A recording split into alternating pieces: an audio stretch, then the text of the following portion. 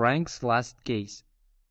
Sergeant Frank Spice sat behind his desk and looked out of the window. Outside, cars moved slowly in the cold grey rain. He looked down at the grey hairs on his arms.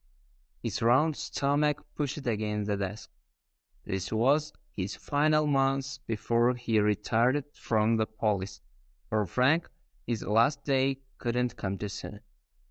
Frank felt angry as he thought about the money he would get when he retired. It wasn't enough money to pay for a short holiday on the cold and rainy east coast of England where he lived.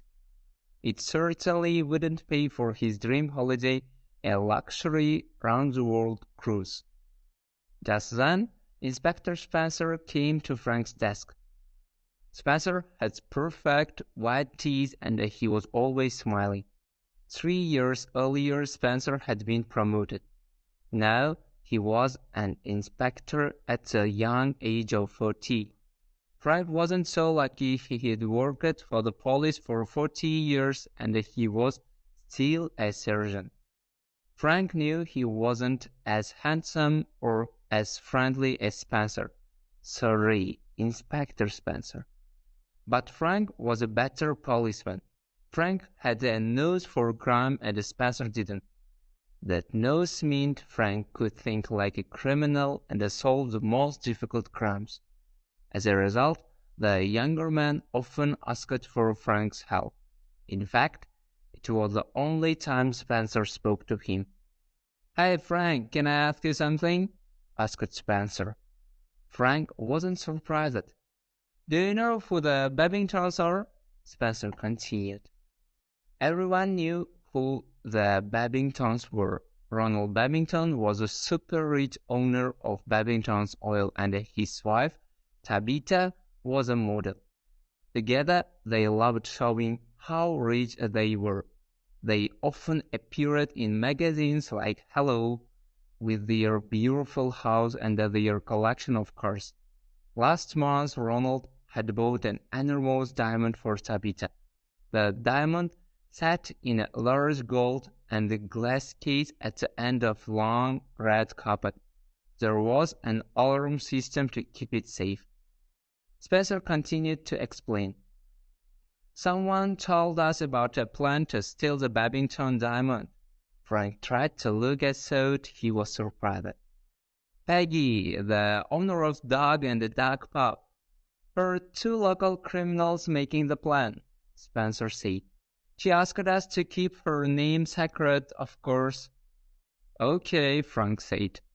He waited for the question to know what came. "So," Spencer asked, "what should we do? They haven't committed a crime yet?" Frank looked out of the window. He remembered his retirement money. He didn't want to be alone in his retirement, but the money wouldn't even be enough to buy a cat. The sound of a car outside brought him back to the conversation with Spencer. He put his fingers together under his chin to look as if he was thinking. In fact, he was, but not in the way Inspector Spencer expected. "Listen, this is a clever way," said Frank. "Let them steal the diamond. If you catch them with the diamond, you can arrest them. No problem." "But Frank," said Spencer, "we would need the Babingtons to agree, and there are laws against trying to trick criminals like that, you know." "That's why you let them steal the diamond then, as if by chance you stop them for driving too fast as they escape. Search the car and find the diamond. You don't need to tell anyone that we knew about their plan, and they'll go to prison."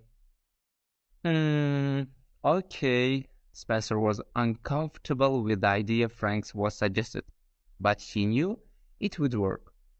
Frank continued. "Of course, the officer who arrests them needs to be reliable." Spencer understood immediately. "Are you sure you want to do it, Frank? It could be dangerous." I'll take 2 young officers with me, but yes, of course, I wanted it. Why? Asked Spencer. You are going to retire soon. Don't you want to take it easy? That's exactly why I want to do it, Frank replied. My last case will be my best. A few days later, Frank visited the dog and duck pub after work. Did you get it? He asked Peggy as she gave him his drink.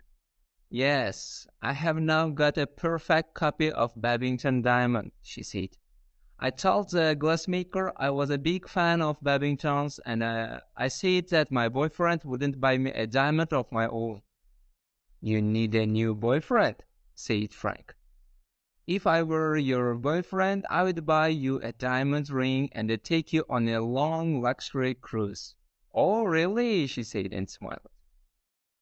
Frank was sitting in the back seat of the police car. The car was hidden in a small road next to the Babington's house. In the front seats were 2 strong young police officers. At 23:30, a message came in on the police radio. The thieves, a man and a tall woman, had met outside the dog and duck pub. At 23:37, they got into a car. The man started the car and drove away from the pub.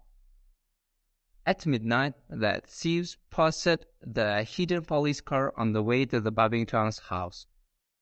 At 12:13, the woman climbed over one of the garden walls. A second hidden police team watched her climb over while the man waited in the car.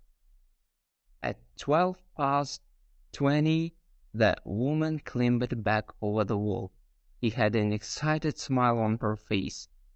She ran back to the car, smiling. The man waited for her to jump in, and then they drove away. Almost immediately, the thieves passed Frank's car. The young police officer in the driver's seat switched on the blue light and followed them. Inside the car, the thieves were afraid. What are they doing here? The man shouted. You said you turned off the alarms. Relax, I did, she replied. Remember, the police don't know what we have done. Just be normal. We can walk away from this with the diamond. The man stopped the car and opened his window. Is there a problem, officer? He asked. His face was red and shiny because he was so nervous. You were speeding. We'll need to give you a ticket. Can you both get off the car, please? The man still looked nervous. One officer wrote the speeding ticket and the other stood close in case they ran away. Frank began to search the car. Hey, what's he doing? The woman said, but she knew the game was over. Frank breathed heavily as he started looking under the seats. His hand felt something smooth, hard, and cold under the front passenger seat. The Babington diamond. He took the diamond and put it in his jacket pocket.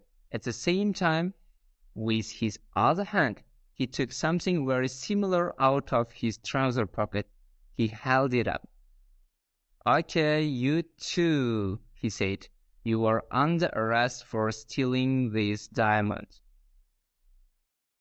While the young police officers arrested the criminals, Frank held the evidence up for everyone to see. In the light from the moon, it shone every color. Wow, said one of the young police officers. I have never seen a real diamond up close. Imagine if someone gave you that as a present, said the other. Just imagine, Frank agreed. He carefully put it into an evidence bag. Half an hour later, back at the station, he gave it to the Spencer. Spencer took it from him carefully, as if it was a new baby. 5 weeks later, Frank was sitting in his new armchair and drinking a glass of best champagne. His expensive new cat sat at his feet. He picked up the local newspaper. The 2 thieves had got 6 years in prison. The photo in the newspaper was of the Babingtons. They were standing next to the diamonds inside its new extra strong glass case. Frank looked closer at the photo of the diamond. Only an expert would notice anything strange about the Babington diamond, and only if they saw the diamond up close. Frank put the newspaper down and picked up one of the travel magazines on his beautiful new coffee table. "Peggy," he said, "would you like to go to the Bahamas or Maldives?" Peggy put down her own champagne glass. A small diamond ring on her finger shone in the light. "Why not both?" she smiled. "I did promise you a long cruise," he said. "You did," she replied. "I'm so glad. I called you first when I heard them planning to steal the diamond." "Me too, Peggy," he said. "Me too." Life now he had retired was a wonderful thing after all.